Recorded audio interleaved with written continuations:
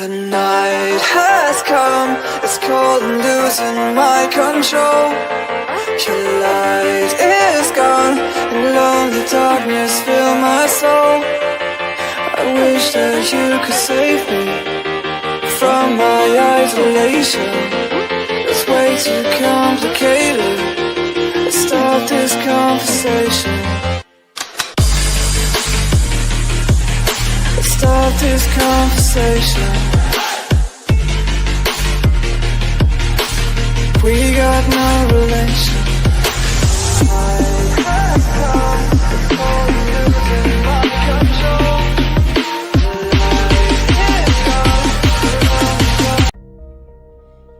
Hi, and welcome everyone to Ethereal Encounters Unveiled. Today we are broadcasting live on the United Public Radio Network and the UFO Paranormal Radio Network, 105.3 on the Gulf Coast and 107.7 FM in beautiful New Orleans.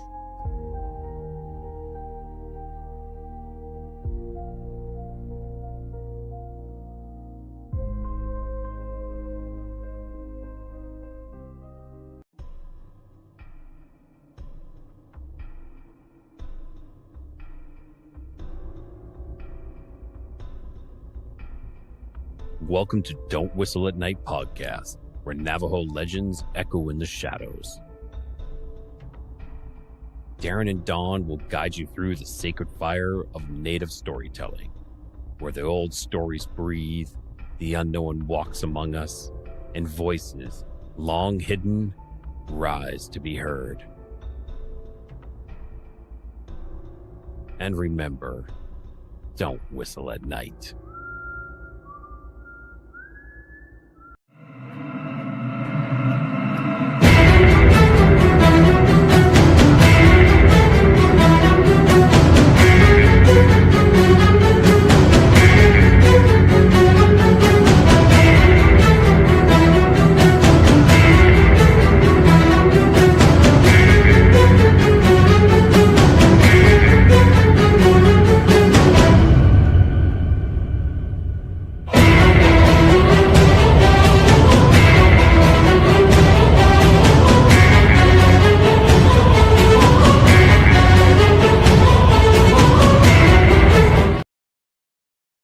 Hey, good evening, everybody, and welcome to Into the Night with me, your host, Sean Kelly. It is a beautiful, beautiful Sunday night. Wind's blowing. Cindy Mitch, good to see you. Heidi's always a pleasure, and definitely a pleasure seeing Kevin in the rooms. My guest tonight, Miss Kelly Smith, due to unfortunate circumstances, she won't be able to come on tonight, but we'll get her on as soon as we can, as soon as possible. So tonight is an open discussion. You know, there's a thing I looked up. I don't know why it popped into my head, but I guess it had to pop into my head. I don't know. Well, I want to thank UPRN Talk Radio, 105.3 Mississippi, 107.7 New Orleans, for allowing me to give you 2 shows a week, Sunday nights from 8:10 to 10:10 p.m. and on Tuesday nights from 8:10 to 9:10 p.m. Don't forget this Tuesday, I'm going to have my friend Maxim and Fury come on, and he's going to be talking about a new book he has, and also going to be talking about this conference that's coming up here pretty soon. I think next weekend. So tune in Tuesday night, 8:10, and check out Maxim. Hey, Rob, what's up, buddy? Good to see you, my friend. So, I don't know. I mean, you know, things like that happen to where, you know, the guest cancels, and you know what? It's okay. You know what I mean? So, I don't know. I don't know what's been happening lately. Oh, thank you, Mohid. Thank you. But there's just a lot of stuff going on out there in the world. Like I say, every time it's like a broken record.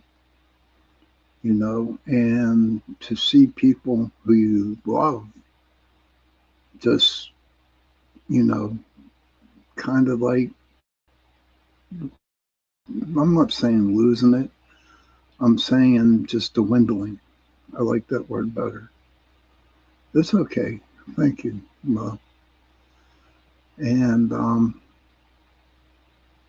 when this person was such a strong person that I know and I remember, and now it's getting pretty bad, and it's real hard to deal with it.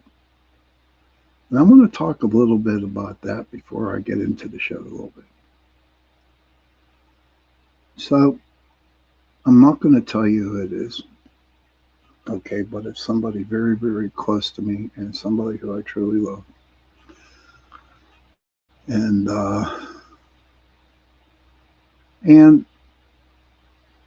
it does take a toll by watching this person just decline. Here goes the internet. Nope, there we go. Thank you, Christopher. And it just takes a toll on your mental health. And when, hey, Squats, man, good to see you, buddy. And when you're doing all kinds of, I know you do, Robert. I know you do. I'm glad you do. Hey, Carla, good to see you. Shark, the buffalo, and the dolphin. Thank you, Kevin. Thank you. But what I want to say is that you have to be strong. I know I got to be strong. And sometimes I'm grateful for that I'm working and, trying to, deal with my life. But I'm kind of putting my life on hold because of this person. And but it is definitely taken a toll. The thing is that there are times when she has some good days and she has some bad days. And recently she's been having a ton of bad days. And she's starting to see ghosts and all kinds of other things. Nothing bad. Nothing bad. In fact, she kind of likes them because they keep her entertained. But what I want to talk about is what I am doing for me. And hopefully what I'm doing for me can help everybody else out who's having the same type of problem y'all having. Now, you listen to a lot of podcasts out there. I do. And it seems like there's a lot of people who are afraid to share, you know. They're on what's happening. I don't think it's because, they want to. I don't think it's because they have to, but I have always been open and honest with everybody that who I am and what's going on. Because right now you see me and you might think I'm doing okay, but I'm not. And no pity parties, please. It's something that you go through when you see someone you love just going down. And the way I deal with it is I go to work and I come home from work and I sit with her and just let her talk and let her tell all the ghosts that are in the house. It's kind of funny. It really is. She likes the ghost. And that's cool. At least she's smiling, and she knows that I hunt ghosts. Ooh. Thank you very much, Mean. Appreciate that. I wrote your name down. I'll check it out. But thank you for that. But it's just all something different now. But I have to be honest with everybody. I don't want no pity parties. I don't want people to feel sorry because you know what? It's life. And how we deal with life in our own certain ways is how we make it every day. I am so grateful up in the morning. Oh wow, I made it through the night. And I wake up and I ask Spirit, you know what? Let me kind of hang around for today. You know. Okay, Ghost Shadow says, caught a bit of your stream. When do you usually go live? Sunday nights, 8:10 to 10:10 p.m.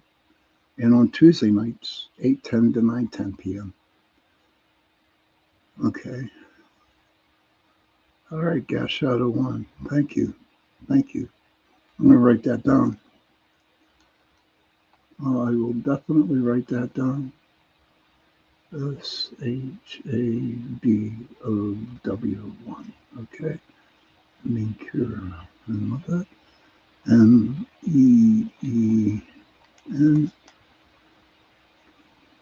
MEENQURA. Thank you. Thank you guys. Appreciate it. But I just put my that wouldn't be good right now, Rob, but I truly appreciate it. Thank you for asking, but right now it's not a good time, my friend. It's not a good time. Maybe down the road a wee bit.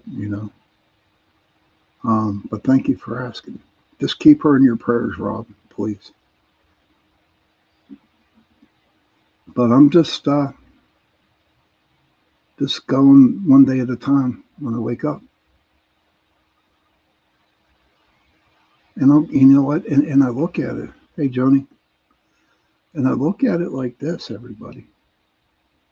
I learned something when I was in recovery. It was called one day at a time. And that's how I'm living my life right now is one day at a time. I really never did understand the concept of that sign, that one line, one day at a time, but now I do. And it is getting me through these hard times right now. I have to take it 1 hour at a time, 1 minute at a time. And this is a whole new ball game for me. You know, so, I mean, she took care of me all my life. And you know what? That's perfectly fine with me. Now, I'll tell you what pisses me off. Really, truly pisses me off is when I see children, when I see young adults, even older adults, don't spend a dime or even a minute with their parents. They don't want to talk to them. I'm not speaking about everybody. I'm sure there's a lot out there, others that, you know, stay in touch and help their parents out, but there's a lot that don't. And it pisses me off. And I'll be honest with you, I was one of them people a long time ago. I was. I didn't want to talk on the internet. Maybe I'm not supposed to be talking about this stuff. I don't know. But I'm talking about it. And so why your mom and dad did everything in the world for you. It might have been a strain. Maybe the parents didn't do something hot, or there was a bad relationship going on. You know, I don't know what's going on. You know, and it's not right for me to judge that. You know, and you got to take care of them.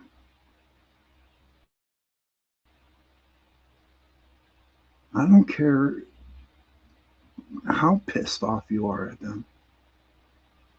I see young adults, the young teen shit. And I'm just thinking to myself, my God, if I did that back then, I got my ass whipped in the grocery store and when I got home from my mom. And then when my dad came home, I got it from him. Thank you, Cindy. Thank you. And I just don't like it when when kids and young adults disrespect their parents. Hey, Michelle, it really bothers me because what I know now,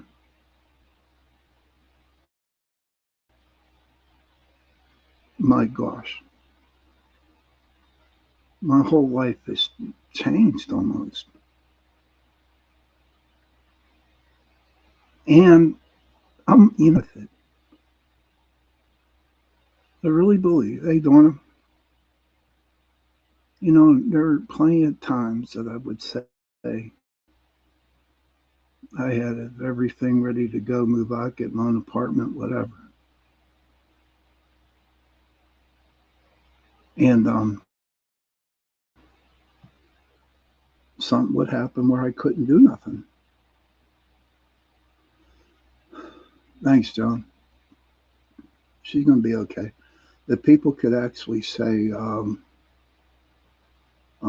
prayers for her, I'd appreciate it.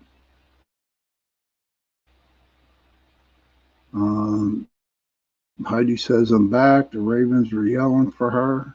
I went back there and I saw a heartbeat. It's been a weird day. Yeah, it's been a weird day. Well, I'm glad you're safe, Heidi. But you have to really, you got to take care of your mom and dad. Or your stepmom and your stepdad. You got to do it because they sacrificed so much shit for you and did what they had to do for you. And you ignored them. And this is when they need you the most. My son's 36. He lives out in Indianapolis. And it's funny the way our phone conversations go. It's like if I talk for 45 seconds with him on the phone, that's a normal conversation. And if I talk to him on the phone for 3 minutes, we run out of things to say to each other. It's crazy. I remember when he was born, I made a promise to him, God, and myself that I would tell him that I love him every day. And I do that. And I did it. And I really believe that the energy that I had from Spirit or God, whoever, just gives me the strength to hold on to that I love you. And I'm seriously mean it when I say it to him. And I remember one time we talked, I hung up.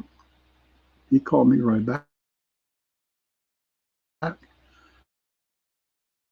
And he said, Dad, you forgot something. I said, what's that, buddy?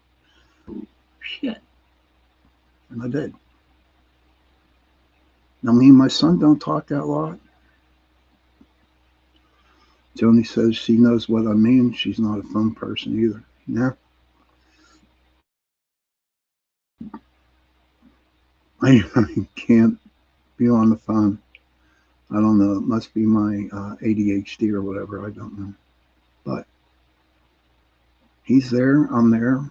I'm here. And we have the best relationship going, even though I don't see him every day.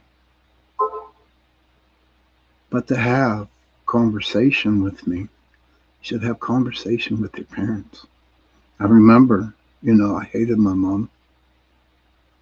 I hated her because, she was so demanding and, like she had to be. When my son was born, she was the first one to babysit. She was the one to get him formula when he needed it. And I realized, I said, oh my God, all this bad shit I said about my mom. And here she is taking care of her grandson, helping out. My whole outlook on my mother changed the minute my son was born.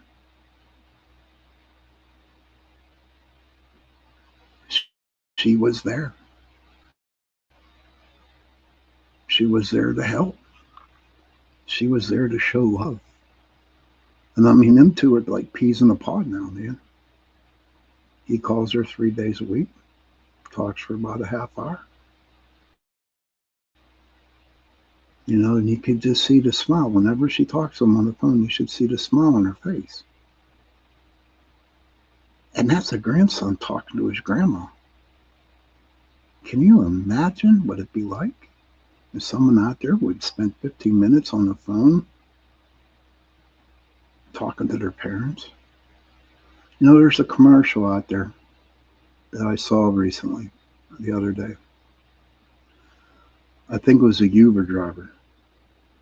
And he saw a kid texting.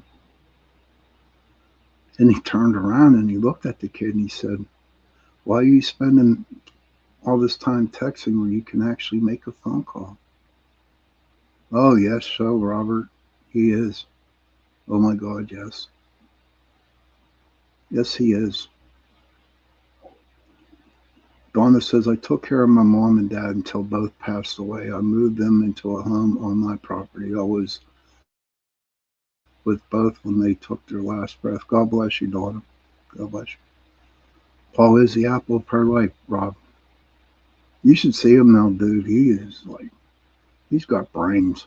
He's got his doctorate in microbiology. He deals with DNA, E. coli, and all that good crap.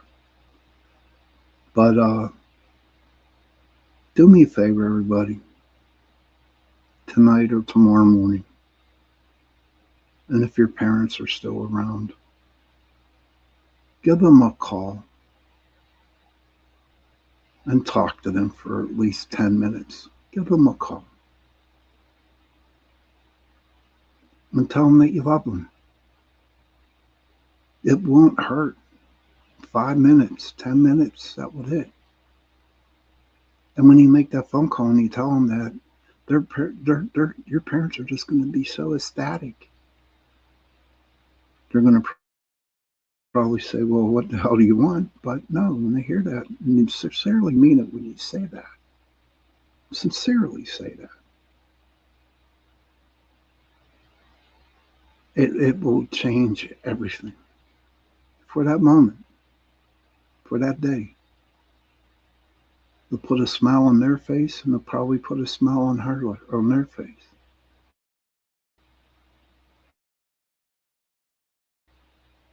So just call instead of text, instead of an email.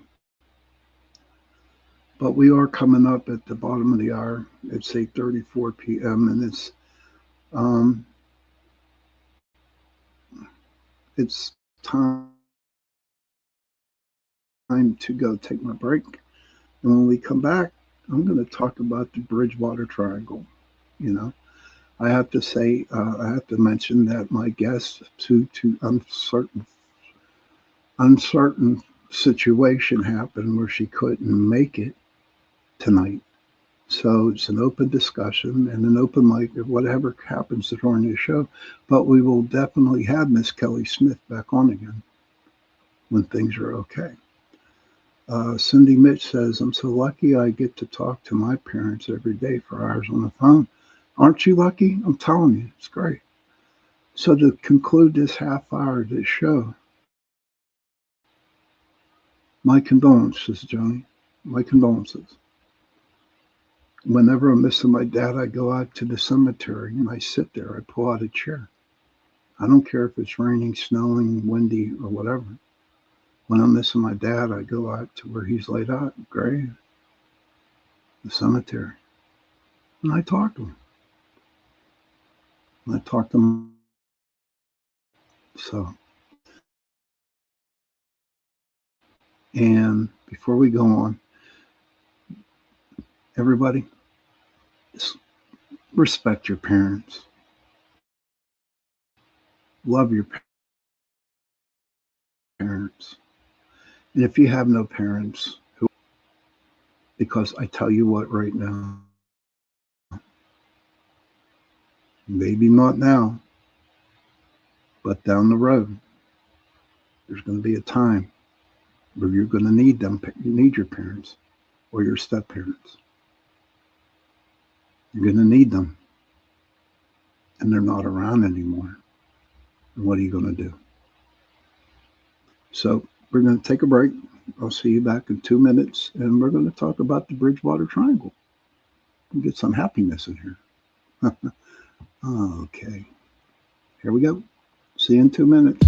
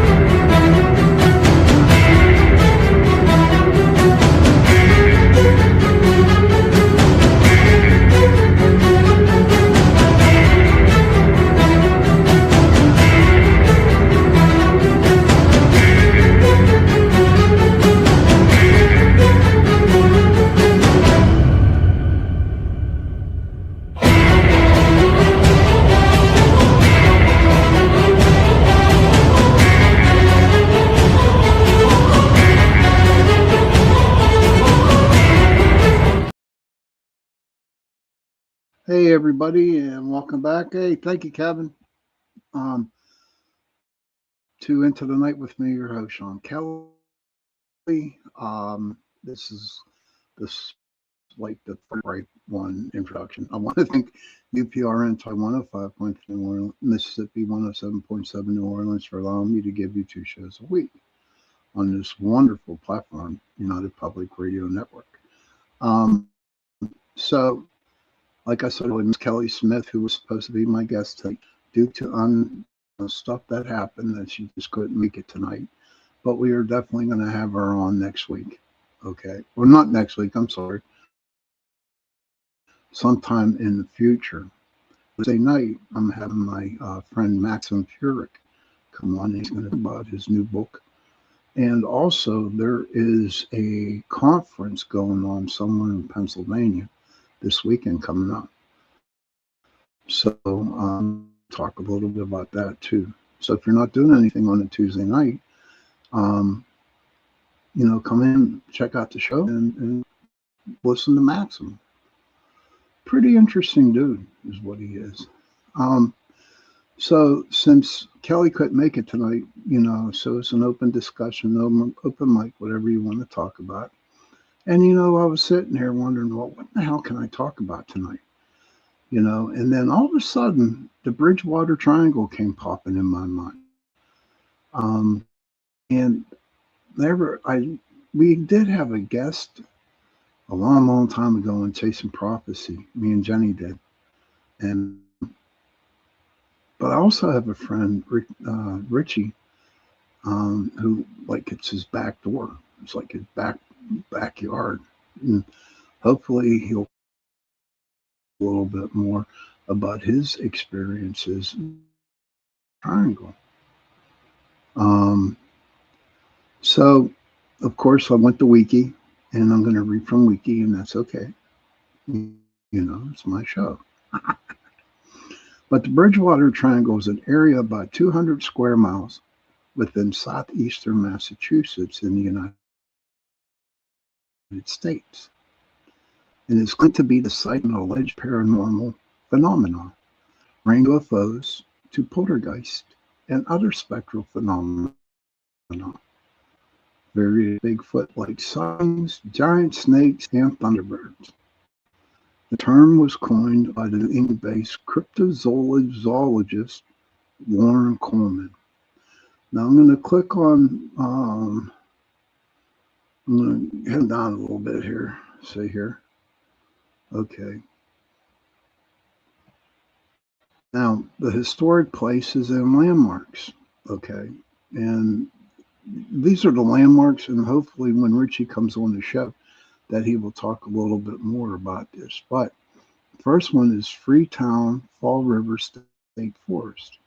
It's a Freetown Fall River State Forest has reportedly seen the site of various cult activity, including animal sacrifices, ritualistic murders committed by admitted Satanists, as well as a number of gangland murders and a number of suicides. Now, let me tell you something, okay? Now, I'm an open person, and I respect everybody's belief, and it's shit like this, the way it's put in into a reading or into Wiki or whatever about, admitted Satanists, okay? Now, I don't know if they want to have their 15 minutes of fame when they're doing this shit. Ooh, look at me, I'm a Satanist, and I'm going to be like, we're going to do this and we're going to do that. We're going to kill animals and do spells and do different types of stuff. No, I am friends with a lot of Satanists. Okay, and I have Frater Crow. He's a very dear friend of mine, and I've had him on my show many, many, many a time. And his group, okay, I don't know how to pronounce their group, but I tell you what, they are the nicest people in the world, okay? They are the nicest people in the world. And the only thing different is that they practice Satanism. What makes them a bad person? What makes them bad people? Is it because TV tells them or tells everybody they are? No. It seems a lot of people judge Satanists. They judge them. They shouldn't. You're not allowed to judge. Only one person is allowed to judge. But like I said, and I said many a times, whatever path you are walking on and whatever you feel comfortable with that is helping you on the path of life,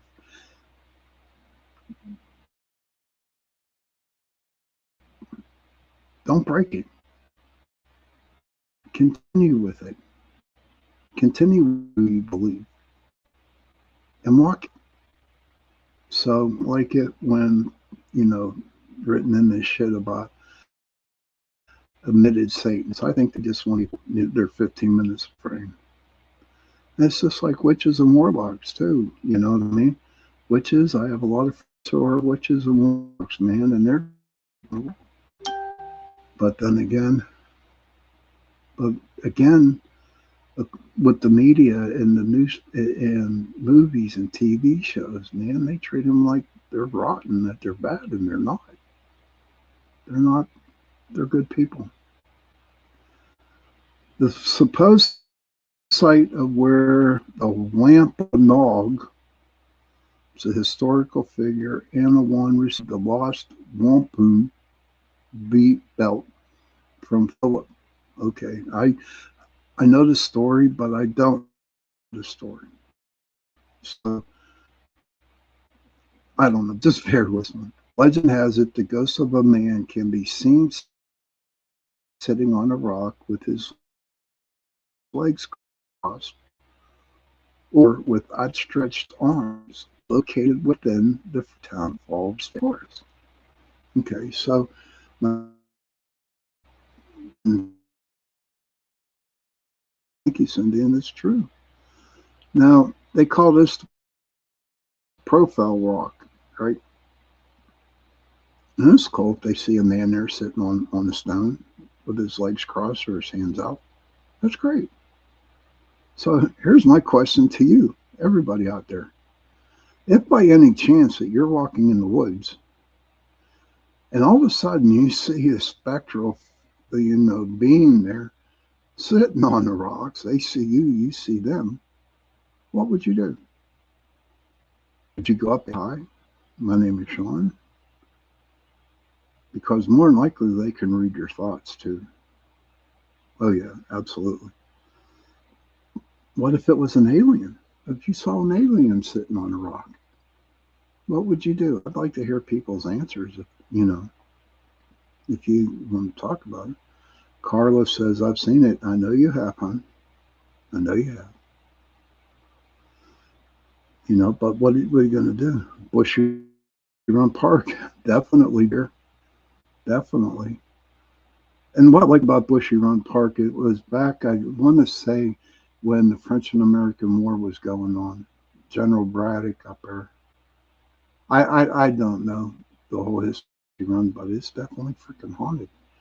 And it's got some spectrals up there that, a lot of ghosts up there. But I'd like to know what you guys would do if you happen to see a ghost or a alien sitting on a rock. Would you go over to it? Would you? I would. And it's not saying that I'm, big, brave, get my ego in the way. I just want to say, I just want to go and maybe shake their hand or whatever. Don't know. If they can read my mind, I bet you I could read theirs too. Carla says, my great times 10 grandfather was the assistant general of the war. He was at the helm of Mendez. Oh, wow. It's crazy, Carla. Great time. 10 grandfathers. Wow. But Bushy Run is definitely a very, very haunted battlefield. And we're not too far away from it. Now you got the Solitude Stone up here, as in Scrub. I went there to make an atonement and apologize about 40 feet from me. I saw him. That was sweet of you to do that. That was sweet of you to do that, Carla. Carla actually went and apologized to all the lost souls up there in Bushy Run, and apologized for what her 10 times grandfather did. I think that takes a lot of That's really cool. So the solid, let's see.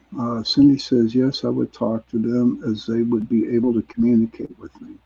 Okay, Cindy will go. I know Carla would go and check them out. She brought them a gift of tobacco and fruit. I brought. Okay.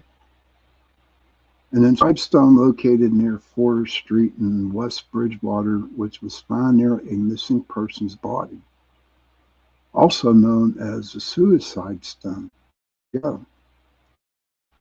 The rock was found with the inscription, "All who in future days walk by Nunkesser." I can't pronounce that word. Oh, it's a stream. It's called the Nunketetsa. That's why we need Richie here. Stream, love not him who hummed his lay cheerful to the parting beam, but the beauty that he wooed.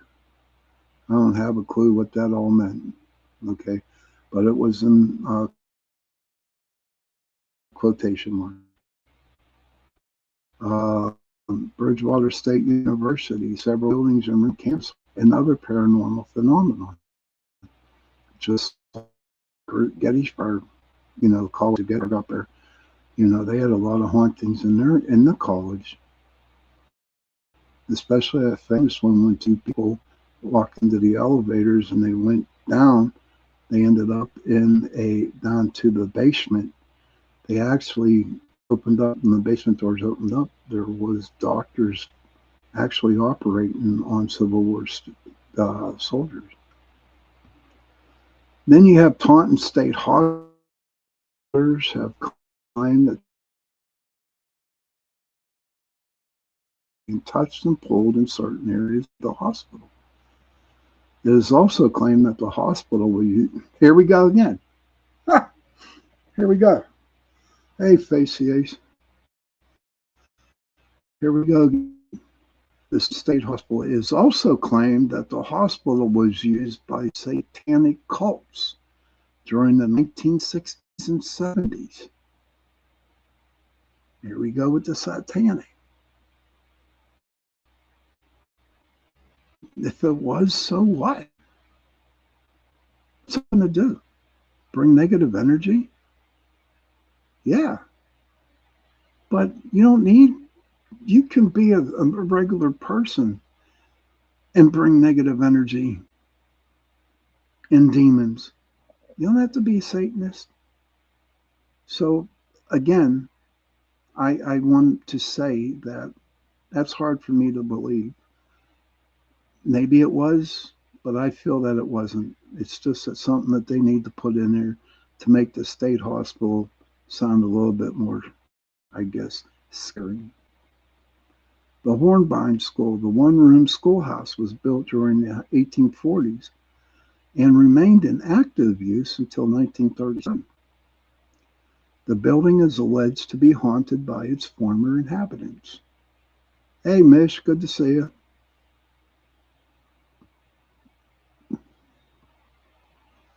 The Hokomock Swamp, a large wetland that is much of the northern part of southeastern Massachusetts and is considered the largest freshwater swamp in the state. It served as a major part of King Philip's War, as a strategic base of operations for Metacomet, also known as King Philip, to launch assaults upon the nearby English settlements. Hokomock is an Algonquin term meaning place where spirits dwell. Hokomock was also a native burial ground. Many stories and legends are associated with the swamp. Due to this, even in modern times, it is considered by many to be a place of mystery and fear. The paranormal claims of the Bridgewater Triangle. Okay. UFOs, often in the form of bright balls of light or large unusual spacecraft.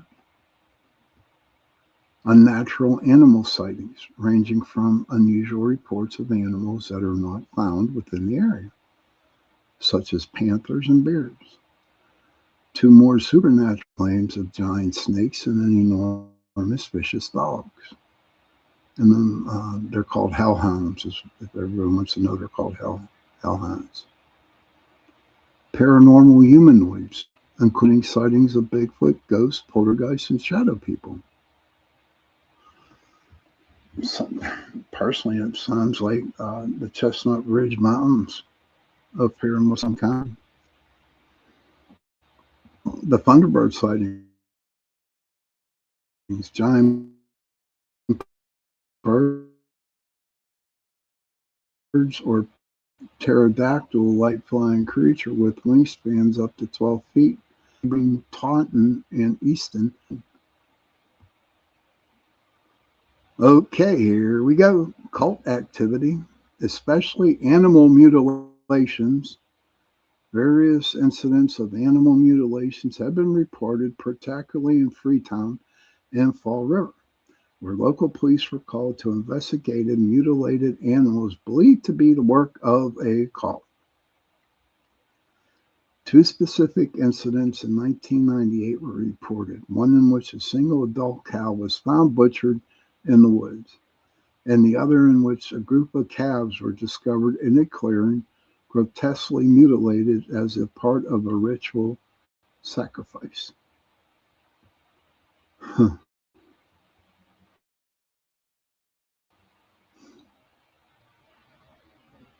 Maybe it was some dude on freaking high on LSD or Quaaludes or whatever and decided to go out and kill a cow. Again, as I bring it up, how do we know it was cult? I don't believe it. Native American curses. According to one tale, Native Americans had cursed the swamp centuries ago because of the conflict with colonial settlers. A revered object of the Wampanoag people, a belt known as the Wampum Belt, was lost during King Philip's War. Legend says that the area owes its paranormal unrest to the fact that this belt was lost from the native people. And again, I cannot wait to bring Richie on board to talk about this.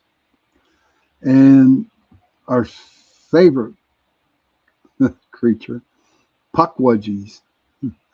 Pukwudgie, a creature from the Algonquin folklore. The local Wampanoag people consider these little people to be dangerous tricksters, especially associated with the Freetown State Forest with the Bridgewater Triangle. So that's basically it, according to Wikipedia, on the Bridgewater Triangle. Now, I'm sure there are other places out there in the United States or in the world where they have their own triangle. You know, I know Alaska has one. And when we go on break, okay, I'm going to look it up and I'll probably end up reading that one if I can find it. But I want to know what your opinion is.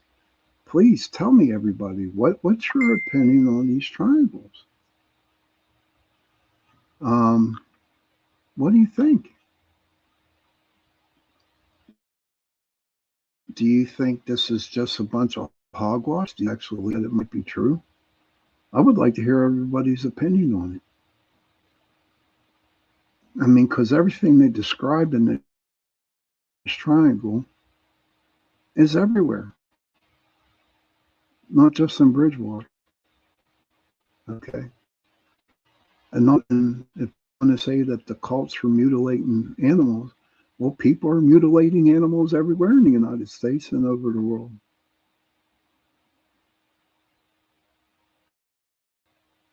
So, to me personally, being in the paranormal field for so long, okay, I kind of believe it. But some of them stories out there are a little bit outrageous, I think. But I guess they have to be outrageous. And I'm sure there are people out there that make money doing ghost paranormal tours out in the Bridgewater Triangle. And that's okay. Pyramids and triangles are a power source. So true, Mish. Pyramids and triangles. Okay. Mish got a good point there. With triangles are a power source. But Mish, what's the power source for Bridgewater, Massachusetts? Is it just enough energy from, the triangle to allow all these orbs, all these spirits, all these pukwudgies, all them, just become more seeable? I guess you want to say that, more seeable. No word to put there. But when it comes down to the Bridgewater Triangle, and it's been talked about for a very long time, and there's a very good history behind it. I'm going to look more into this because I'm going to bring my buddy Richie in, and we're going to talk about the Bridgewater Triangle. Because it is an interesting read. It is, ever since we did that one show, me and Jenny did that one show, it's just like on my bucket list. That's where something I want to go. What's inside the earth? Well, I don't know, dear. Do not know. But we are at 9:01 p.m. We're going to take another break and we'll come back and we'll discuss something else. So hang in here for a couple minutes and I will see you too. Go pee, have a Coke and a smile, go to the bathroom, do what you got to do, and I'll see you in 2.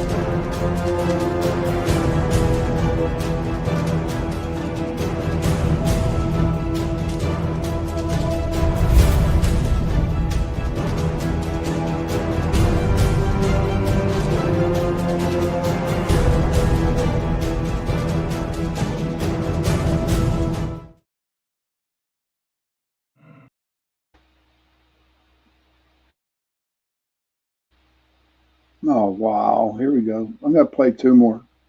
Don't leave.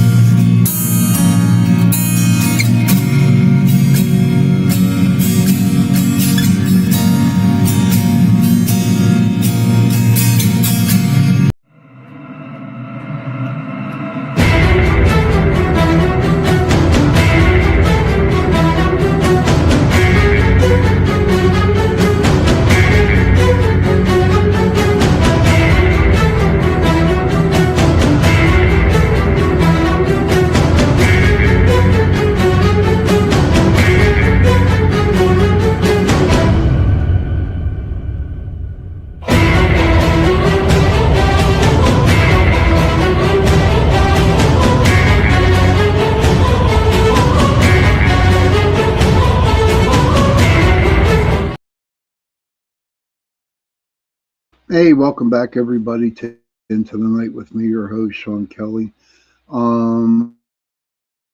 My guest tonight, Miss Kelly Smith, cannot make it tonight.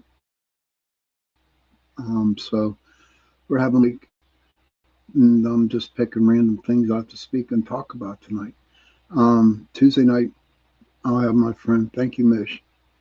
Um, Tuesday night, I'll have my friend Maximum Fury come on and talk about his new book. And also, there is some type of conference going on in Pennsylvania right now. And I think he's going to talk a little bit about that. So if you're not doing anything Tuesday night, come on, like kind of like come and listen to Maximum go on and talk about everything. So I'm looking forward to that again. Mish, what you said, what's inside the earth? I really don't know because I didn't do no research, but my friend Richie, I'm sure you can come up with something because he lives there, so, but like I was saying before, any triangles, um, gotta have some kind of power to it, and just trying to figure out what the power is. Look at the Bermuda Triangle. When I was in the Navy, I went through the Bermuda Triangle at least 4 or 5 times, and I never got lost. The instruments on the ship didn't go around and go off. So, see, that's where I contradict with. This is things like that. You know, you hear stories about the World War II pilots and the planes and all kinds of shit that happened during the triangle.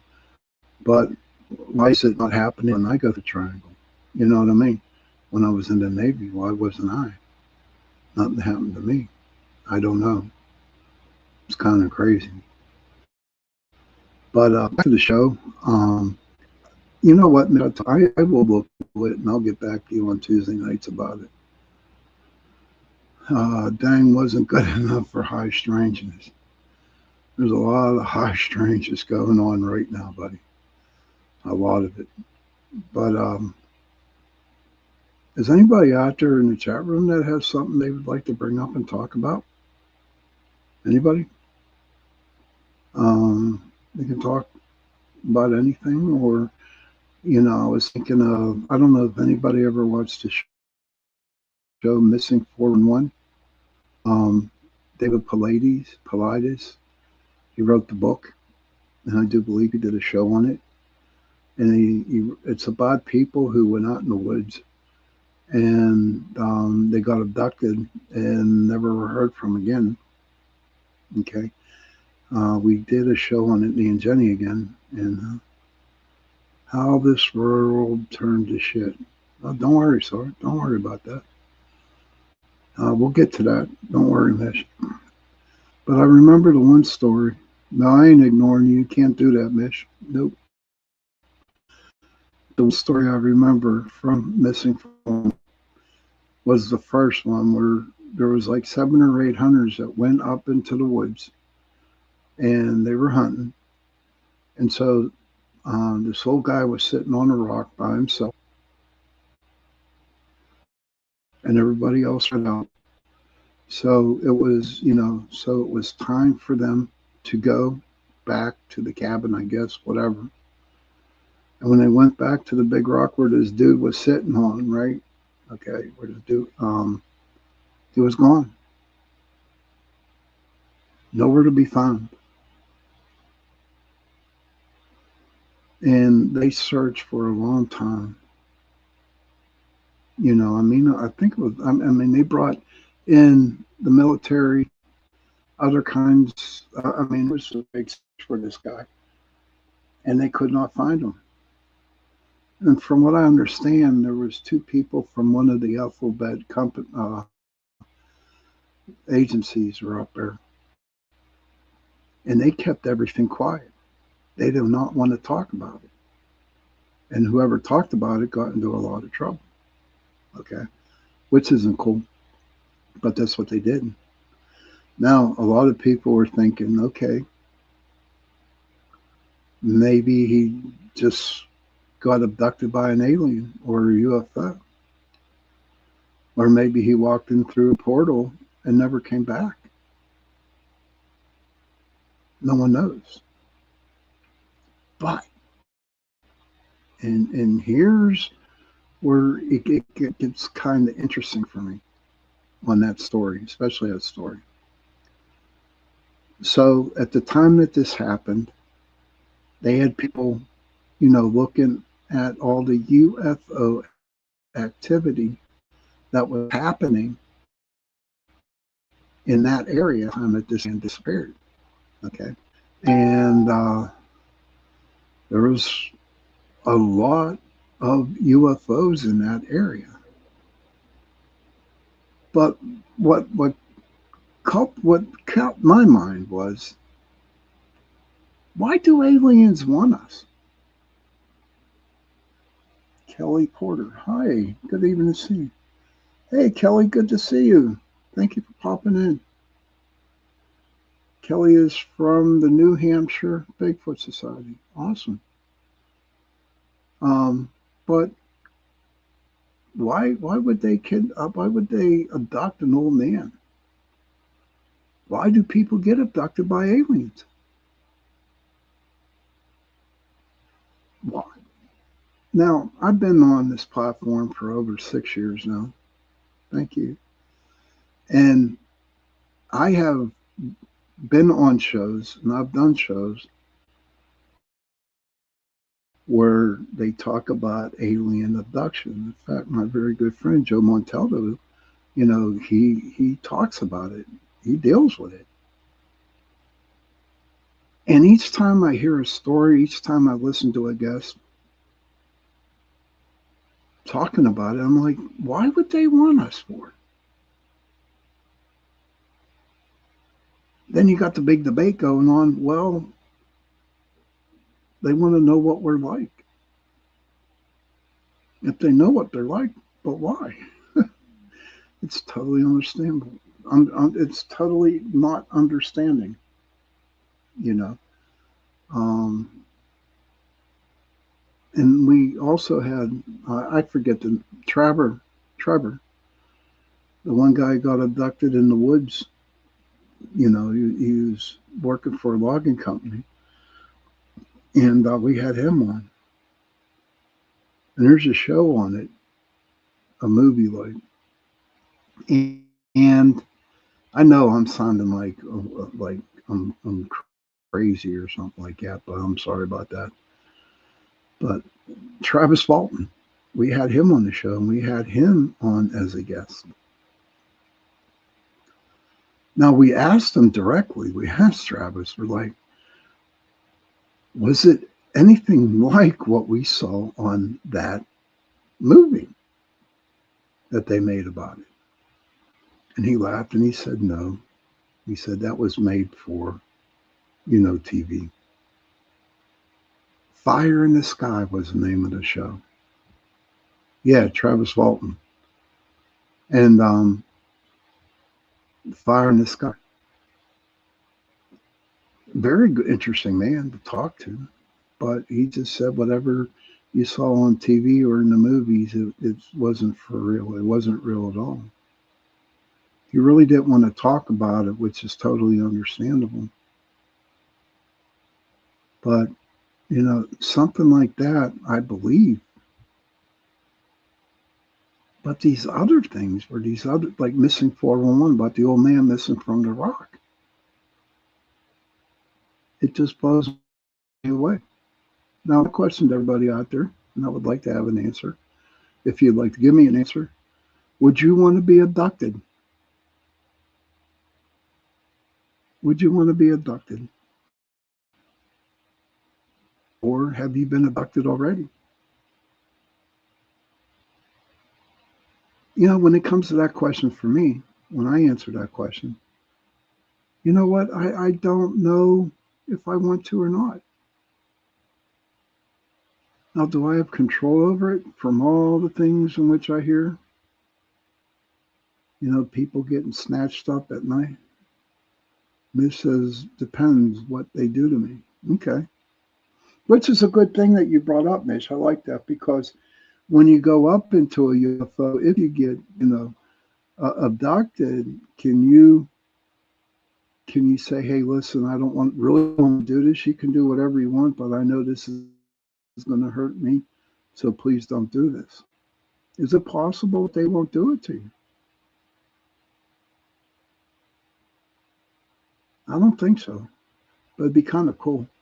She came back and said, Mish said, if they are going to hurt me, then no. I really haven't talked to anybody who abductee or anybody, who, got picked up by the UFO. And look at Travis Walton's situation. Look at Travis Walton, right? How come his other buddies didn't get up there with him? Why didn't they go up into the spaceship? Just Travis. Did the aliens just choose Travis? Did the aliens choose that old man that was sitting on the rock, which never came back? And they say if you see a UFO, you have been in that UFO. Huh. Or did they and they don't remember? No. The boys that he was with, no, they did not. They never went. They weren't abducted like Travis was. There's a show, there's a movie about it. It's called Fire in the Sky, the Travis Walton story. It's pretty interesting. I don't know. Do I want to be abducted? Yeah, why not? Maybe they can cure my cancer. Maybe they can cure epilepsy. Maybe they can cure whatever. Or, stick a needle in my eye? I don't think so. Miss says, yes, I know, but if aliens can manipulate time and space. My question to you would be, Miss, come back and ask you, I said, would they want to manipulate it? AI viewers, streamboo.com. Okay, thanks, Roll. Would they want to manipulate it? There was this Navy. There was a war film where the U.S. I forget what carrier it was, went through a portal, and here they got stuck in 1942, 43, when we were duking it out with Japan. And then the one officer, he didn't quite make it back on the ship. Eventually, long story short, what happened was when they went back through the portal, it was back to the regular time, and they pulled into port, and there was this officer that didn't make it through with the ship. And he looks like old and gray.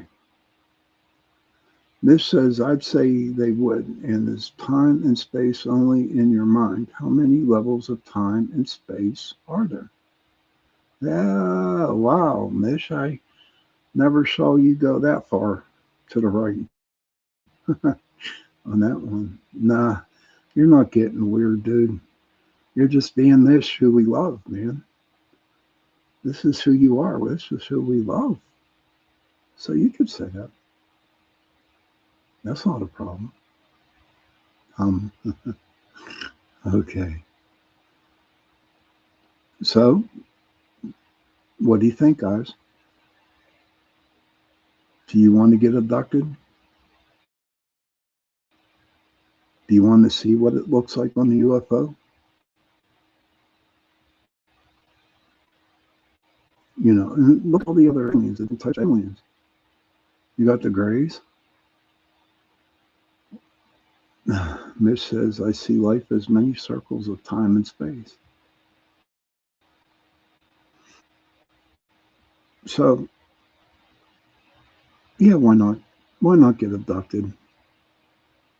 Maybe where they would take us. Yes, I would, as long as I can bring you. Okay.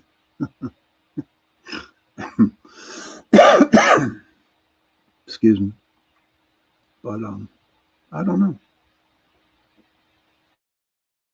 Your different aliens. You got your greys. You got your reptiles.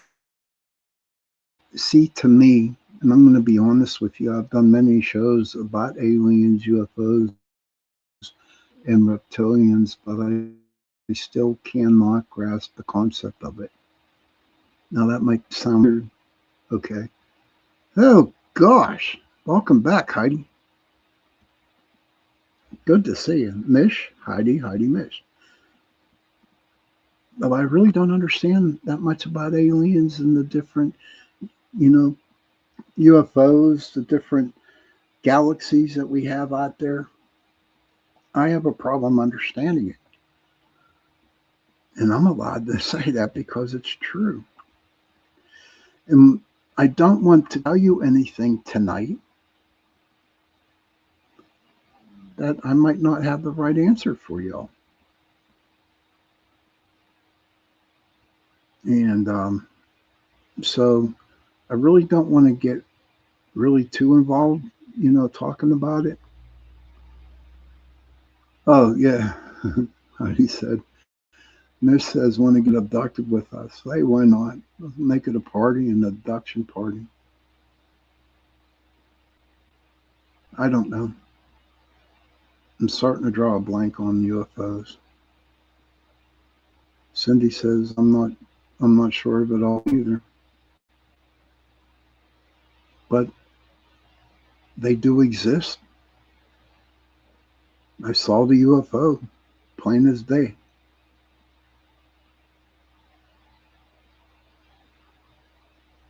I saw it plain as day. But the only way I know, I'm still on the fence a little bit. I saw the first part where UFOs. I saw that. But I actually want to see an alien. And when I can shake an alien's hand, then I know I can come around full circle and say aliens and UFOs do accept are for real. This says, I want to know why ghosts who when human were abducted by aliens don't talk about it. When they are what are you talking about, Miss Mish? When they are ghosts. I want to know why ghosts, when they are ghosts who, when human were abducted by aliens, don't talk about it. Holy wow there, Lord Mish. I don't know what now you're trying to say, but I love you, dear. I don't know what ghosts would say. But I know I'm stuttering a little bit, and I'm trying to keep up with the aliens and the UFOs, but I'm going to be totally brutally honest with you, everybody. I don't understand it at all. Okay, so Mish says, so you are alive, get abducted, then you die. Ghosts don't talk about it. Oh, okay. Thank you, dear. I understand. Why do you think it's odd, Mish? Care to share? Then you die. Ghosts don't talk about it. Why would they want to talk about it? I mean, you can take that down another rabbit hole there, sweetheart, by just saying that one sentence. I don't know. I know in my past experience, dealing with the paranormal and doing paranormal investigations, ghosts want to talk. They want to talk about what happened to them. They want to tell people. They want to talk to people.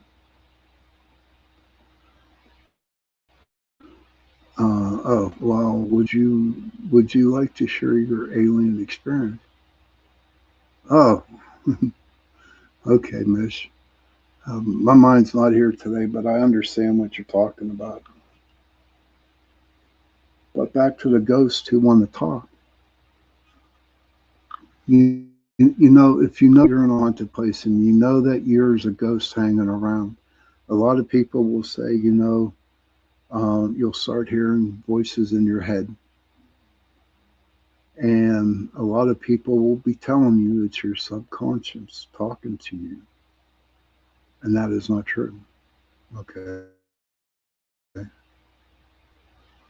Mitch says, I feel it's odd. Ghosts don't share that part of their living life experience. A lot of them do, Mish. A lot of them do.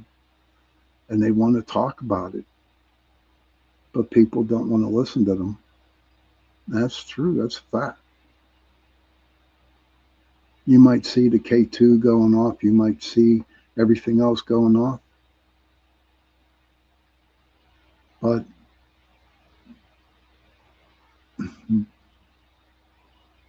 now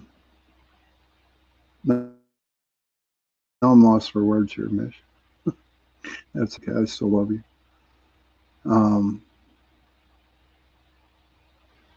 Okay. Let me gather my thoughts here. Let's go to a quick break. I'll be back in 2 minutes. There we go.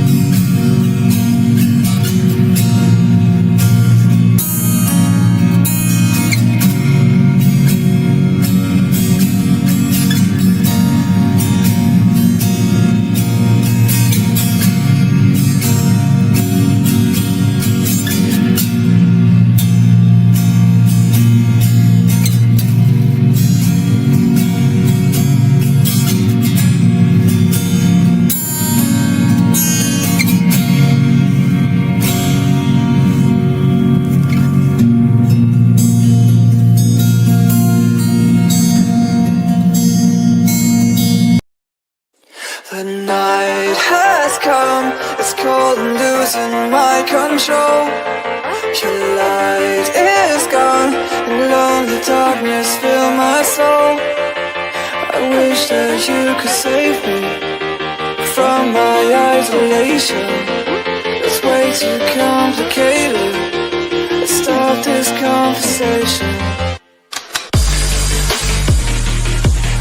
Let's start this conversation. We got no relation.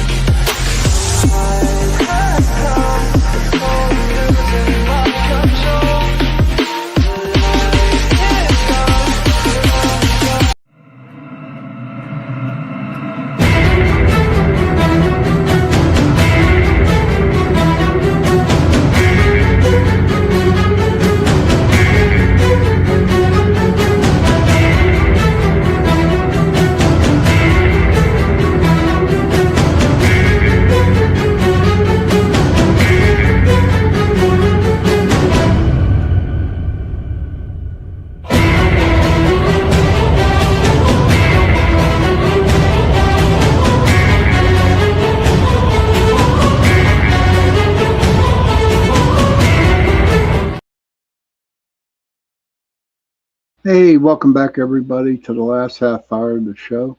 My name is Sean Kelly, and everybody knows that I am the host of Into the Night. I want to thank you, PRN Talk Radio, 105.3 New Orleans, Mississippi, 107.7 New Orleans, for allowing me to give you 2 shows a week, Sunday nights from 8:10 to 10:10 p.m., and Tuesday nights from 8:10 to 9:10 p.m. This Tuesday, I'm going to have my friend Maxim Fuhrer come on, and he's going to talk about his new book. And also, there is a paranormal conference going on in Pennsylvania somewhere, and I know he's going to be one of the speakers in there, so he's going to talk a little bit about that too.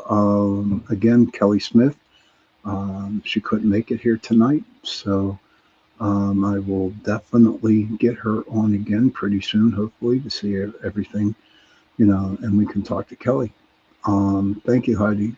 Uh, don't be sorry, Mish. Seriously, it's all right. We love you. Hey, Buck Brown, good to see you, buddy. And then you're welcome. So, and so we are at the last half hour, and I want somebody to give me an animal. What was an animal somebody saw today? Can someone tell me what kind of animal they saw today? And then I'll look at it and we'll see what it's all about. Anybody?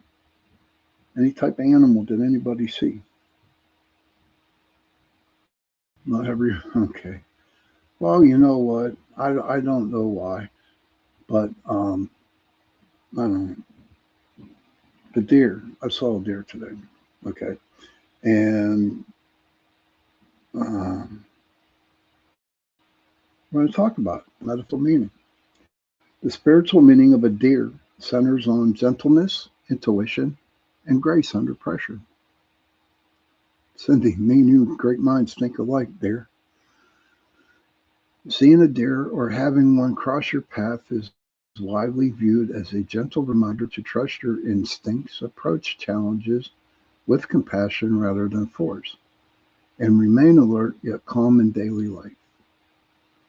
The core spiritual traits, gentleness and softness. True power does not require loud force. Softness and a kind heart are deep strengths.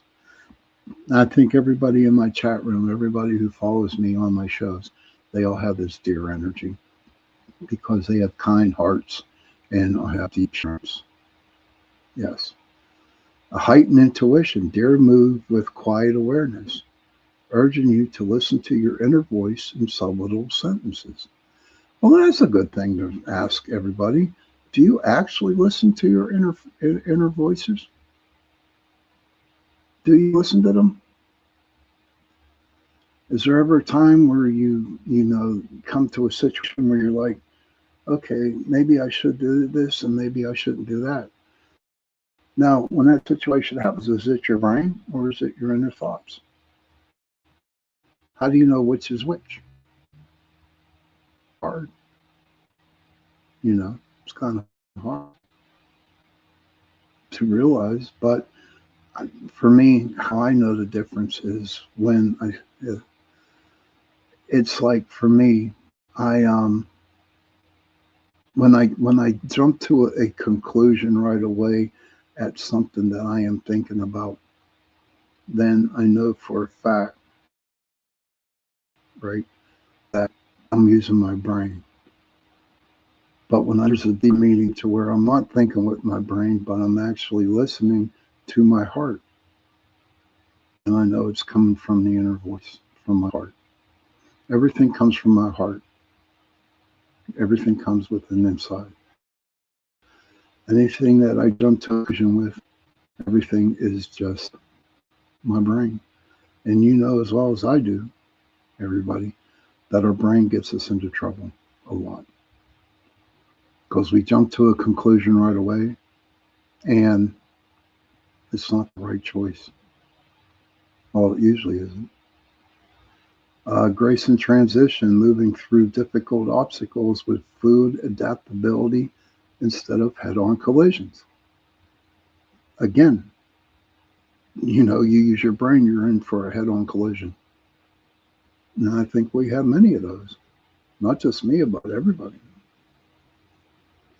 The cultural meetings, Native American traditions viewed as a guide of deep sensitivity and kindness, teach adaptability and love. And I believe that. Okay. I believe that wholeheartedly because it can teach us to love. If you look at the deer, they are gentle. And look how well they take care of their fawns, their babies. Okay. The does, especially the does, they are just so gentle, so quiet, so peaceful. And that I believe that they are sharing and they are spreading love. Because tell me if I'm wrong, everybody. Tell me if I'm wrong. Everybody sees a deer, no matter where we're at, in the car, in the house, on our back porch. Whenever we see a deer, we smile. But, okay, when I see a buck, I see strength. I see courage. Cindy says, the deer I saw today was nursing her baby. Oh, that is sweet. And that's loving and nurturing, Cindy, which I think is like really, really cool. And, but the buck, on the other hand, when I look at the buck, I see this beautiful animal, this strong animal with the antlers, looking pristine, looking like a true warrior. But what I don't feel from the buck is that I don't feel that love and gentleness that comes from the doe. Does anybody ever else felt that about the deer?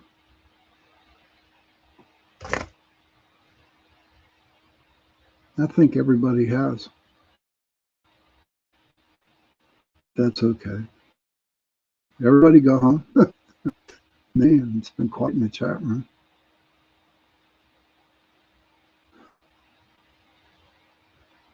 I don't know. And it's okay if they did. But I just look at a doe and I look at her babies and I see all the love that those babies get from their mothers. And I think we can all use the energy from the deer. I do believe that, yes. So everybody, if you see a deer, and especially a doe, okay, then you know that does are for a reason, to show you love, to show you that they care, and for you to be gentle instead of being like going off your rocker. Sometimes we need things like that. Sometimes we need signs of a deer. And Cindy says, yes, deer are a beautiful energy. And but look, not so much the deer. Look at all the other mother animals out there. Tell you what, especially raccoons, raccoon mums. Oh my gosh, gentle, but man, are they mean. I mean, I saw some. I forget what it was. Was it a squirrel that came close to one of the babies? And oh my God, that the squirrel didn't have a chance. But it was a mom protecting her babies. To me, by watching that incident with the raccoon and the squirrel, just proves a point to me. It proves that moms are the best at protecting their kids. It don't matter how old you are. And how we moms, well, that's crazy. Again, like I said at the beginning of the show, give your mom a call. And if she isn't around, find somebody, give them a call instead of send them a text message. Whatever you do not ignore them. Check up on them. They might not like it. They might think you're crazy. But I highly believe and I truly believe that You should.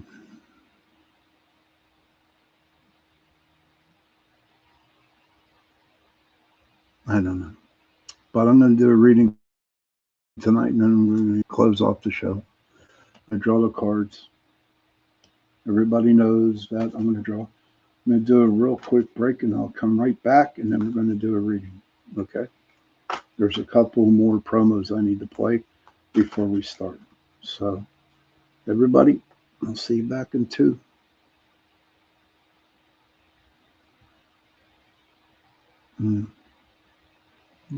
Okay, I'll go here again. Hi, and welcome everyone to Ethereal Encounters Unveiled. Today we are broadcasting live on the United Public Radio Network and the UFO Paranormal Radio Network, 105.3 on the Gulf Coast and 107.7 FM in beautiful New Orleans.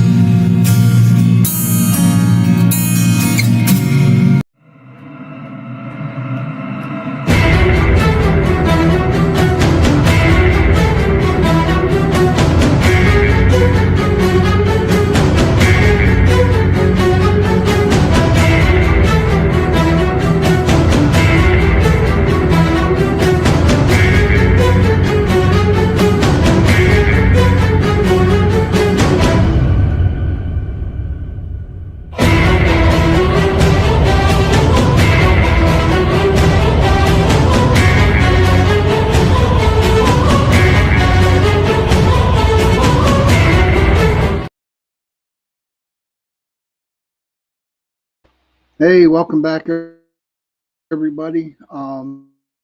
This is the last part of the show tonight. I'm going to give a reading out. Joe Fox, it's good to see you, my friend. It's always good to see you. How do you see fighters? Okay. Heart's back. Yeah. Did I do it right? Yeah. Thank you, Mish. Look at that. Okay, I did the heart rate. Yeah, that's how you do it. Okay. Heart's back. So, okay, everybody, it's that time where I give a reading, and we're going to see where the reading goes. Again, thank you, Mish, for the welcome back, and Heidi for the welcome back. So, here with Kara. Oh my gosh, good to see you, hon. Here, good to see you, Kara. Alrighty, here we go. And I'm shuffling the animals. Shuffling the animals and shuffling the cards. Okay, so I shuffled them, cut once, cut twice, cut 3 times, and here we go, everybody. Here we go. Hold on.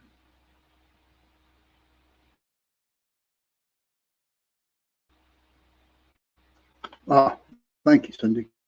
Appreciate it. I don't know why that happened. At the beginning it happened, and now it's happening again, but it's okay. Something to stop me from giving you guys a reading tonight. There we go. It's crazy, this girl. I was just got done talking about this girl. Okay. That crazy. What's going on is that you out there doing some kind of new item type of thing. new kind of project, whatever, and you're out there gathering, how the squirrel gathers a lot of nuts, you're gathering all kinds of information that's going to help you go through this. And I'm telling you, okay, something good's going to be coming toward you. The sister squirrels. There you go. Oh, you see the what? The guinea fowl feather. Oh yeah, yeah, the guinea fowl. We talked about that before. The artwork on these cards are the greatest. But whatever you guys are working on, this is for everybody. Hey, welcome back, Cap. So whatever you guys are working on, gather all that information that you need for the new job, for the new path that you're going on. So really, really look at the squirrel as why the squirrel's in your card spread tonight, because you have to gather all the information just like the squirrel needs to gather all its nuts. And do you know what I found out something interesting about the nut? The squirrels goes and they take all these acorns and shit, right? And then they forget where they buried them, and that's where new oak trees are growing. Okay, get us. Okay, tell the cats I said hello. All righty. So again, so you're gathering all the nuts, you're getting all that fish, and now you got the wolf right there, which is great, because what you're actually doing with the wolf, okay, even though the wolf is the teacher, and it's showing you what you need to do with all the information that you gathered for the project that you are working on, okay. And to me, when I look at the wolf is howling up to great mystery, or to God, whoever you believe in, and it's telling your plans, what you want, what the scroll is working on. And the wolf is there not only to teach you what you need to do for this plan or this path that you're on or the thing that you're working on, but the wolf is there to teach you on how to go by and doing the instructions 1, 2, 3, 4, 5. But in the meantime, the wolf is howling up there at great, at God, and or whoever you believe in. Then comes the turkey. Okay, no, it's not about Thanksgiving. Okay, when I see the turkey, it's just the male turkey, especially the male turkey I see in this card, and they're very protective of their space. They're very protective of all their hens. And whenever they get mad at you or they feel like that they're getting threatened, the turkey is there, and they blow up and then they thump their chest. It's pretty cool. But I wouldn't want to be on the end of one of those turkeys attacking me. No. But the turkeys are to protect you as you're working on this thing that you are planning on doing. And everybody, when I see, I'm going to take it back to where the squirrel. And this is all good for everybody. There's nothing bad. This is not a bad reading so far. It's just that you have to, instead of you just saying, okay, take this over, I can't handle this, but this is what I want. What it's basically saying is that you have to do all the footwork, all the hard work, and then you got in order to get where you need to be. Kara says, well, turkeys are scary when they chase you. Yes, they are scary. Yes, they are. So, but the turkey's there to protect you. The wolf is there to teach you. The turkey's there to protect you. But also with the wolf, it's expressing, it's whatever you're thinking, whatever you want to do, it is spreading, it's howling at the universe, not the moon. And then you got the wild boar. Okay, so you got the turkey protecting you, but the wild boar's coming along, because what I see in that wild boar is that there's a lot of people that want to distract you from it. They go around and dig up the farms, they dig up all the crops and stuff like that, and they're like a menace. Okay, so they're kind of like throwing roadblocks into you in this situation that you are doing. But you still have the protection of the turkey. Still have a wolf hanging around you. So there's nothing to be really afraid of. I believe when I look at the wild boar, I'm thinking it is your subconscious. I think it's, all the past mistakes that you have done in the past. And it's kind of stopping you from continue going forward. And it's not even so much you got the turkey and the wolf. It's just looking back at what you used to do and how things worked out for you. So, you have to kick that wild boar out of your thoughts and minds and continue working on your destination to get where you need to be. Um, Now, this is a new one, a prairie dog. And I kind of like this. What I see as a prairie dog is that, you got, is looking out. They're like the scouts. They want to check and see what the coast is clear. And if there's ever danger going on, there's people out there looking and watching your back. Okay. They are watching your back as you go because this thing that you are planning to do is going to work out. I have faith in that. I won't sell my house, but I can guarantee you I could take that to the bank that um, whatever you're working on is going to work. And don't doubt. Don't you ever doubt. Then the damn prairie dogs are going to be whistling in your ears and driving you crazy, is what it is. Now, the last card I'm pulling, oh, wow, check this out.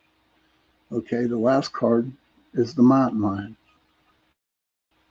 Okay, and with the prairie dogs and yelling and making that weird noise, being the guardians, the mountain lion is the one that's actually protecting you through this whole reading. The mountain lion is not a bad card in this reading. The mountain lion is here to keep people away. And I'm telling you, again and again before I go, thank you guys. Thank you, Heidi. Thank you, Kevin. But the mountain lion is there to protect you. So continue being that squirrel and let the wolf teach you. Let the turkey protect you. Thank you very much, Cindy. I appreciate that. See you, Mish. Be safe. See you Tuesday night.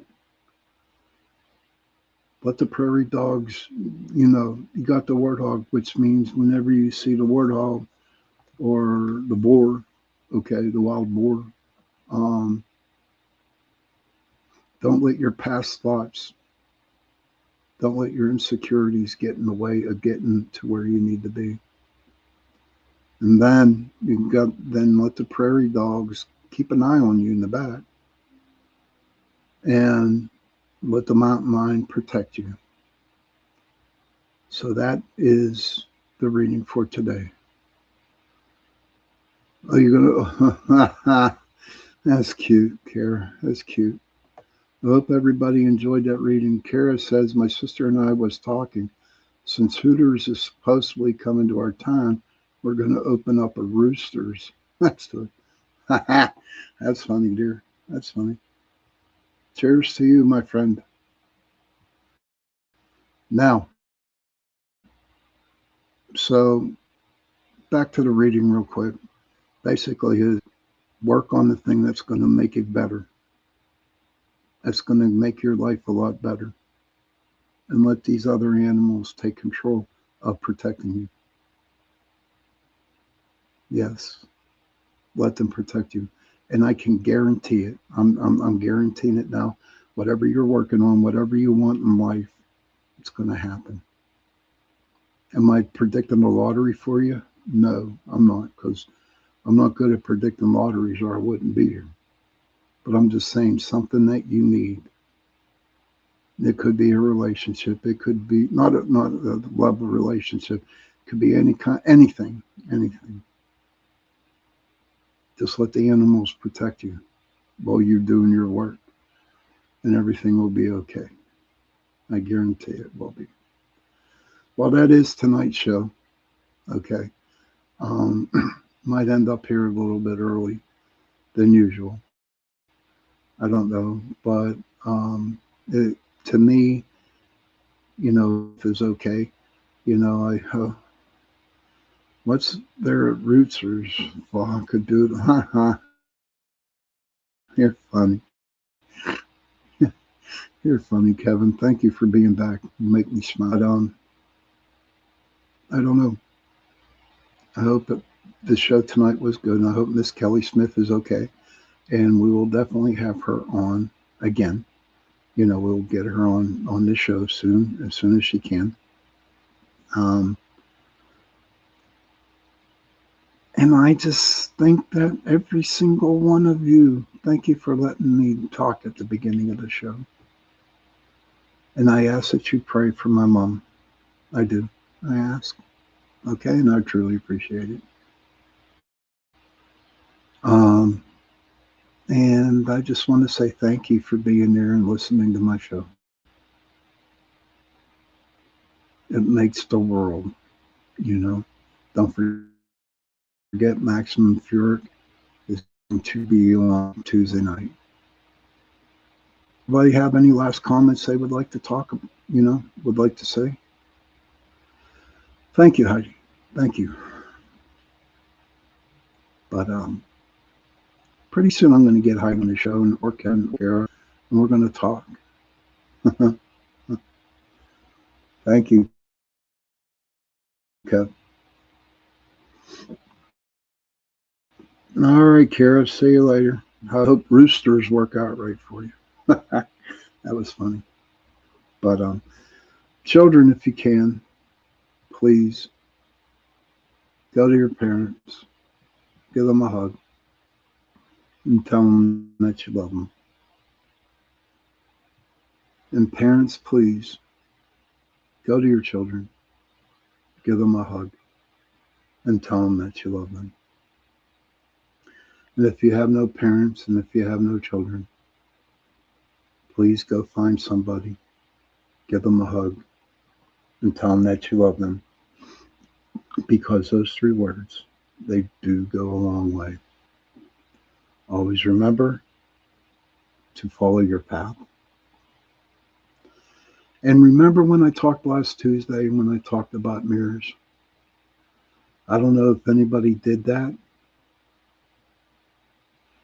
But again, I highly recommend that when you wake up in the morning and you look into the mirror, to say to that person in the mirror that you are a beautiful person and that you are truly in love. Yes. Look at that person and say, hey, I'm a good person. I'm a very good person. So, and I hope you continue doing that every day, because it helped me out the most when I used to do it. I couldn't look at it at the beginning. I had a real hard time looking in the mirror. I did. But you know what? Now I can. Good night, everybody. I will see you Tuesday nights. Stay safe and sweet. Goodbye.